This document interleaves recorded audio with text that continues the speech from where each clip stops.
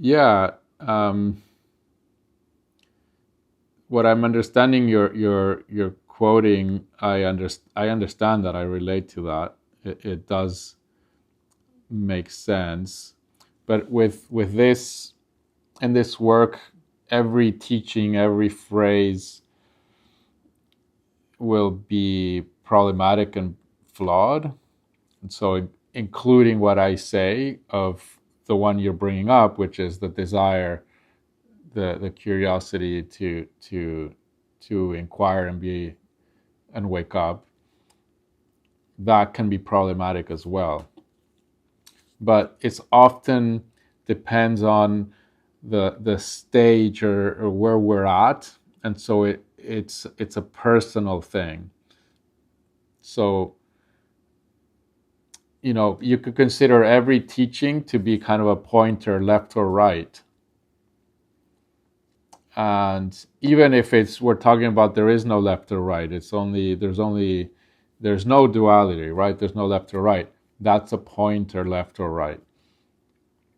And so everything that is put into words is going to be go left, go right. Which one is it? So now it depends who is listening, where are they at? And so because the human condition generalized has some very general problems or obstacles, you can generalize a teaching, and for a lot of people, right will be the right direction.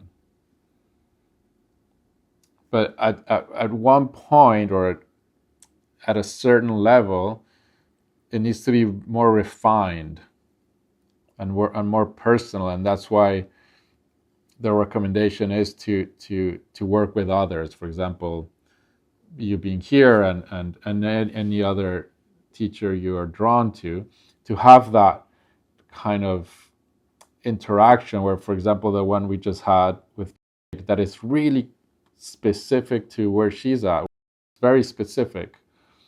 And for another person, it could be completely the opposite, where what I'm suggesting you to do is what somebody does all the time, and it's not what they need. And so for one person it's right, for the other person it's left. And so what you're bringing up uh, is it depends on where you're at. So often we need to inspire and awaken the desire to wake up first and not throw out the baby with the bathwater, to not drop that too soon. So there's a lot of this teaching around seeking, as if seeking is the problem,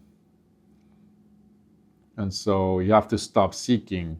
But that's only for some people who have been seeking all the time, nonstop, in all spiritual circles all their life, and they haven't seen that the seeking is a problem. But somebody who hasn't done much seeking, it's seek, seek, seek.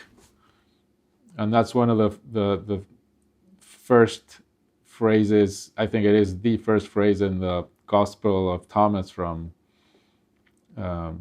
Jesus, where it's seek and don't stop seeking until you find.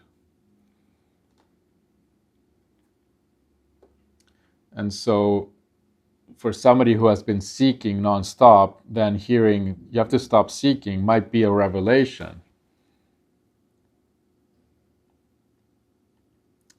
And so the way I say with that is often the problem is we're seeking for the wrong thing.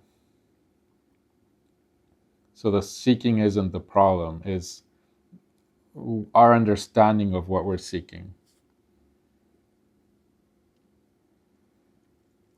And if what you're seeking is not here, it's the wrong seeking. It's the wrong thing.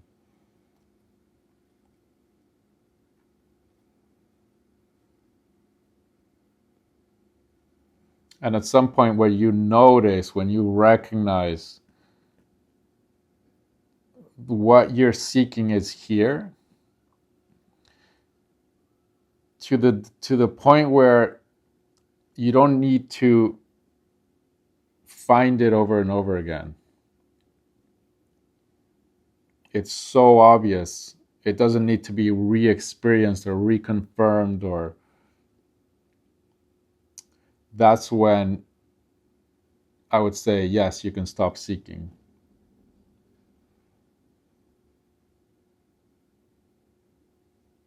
And sometimes, yes, and sometimes hearing stop seeking might help recognize that it's already here. Because often it's stop seeking because you're seeking something in the future, you're seeking something in this process, you're seeking an awakening that's going to happen later. That seeking, yes, not going to work. It's impossible to find something in the future.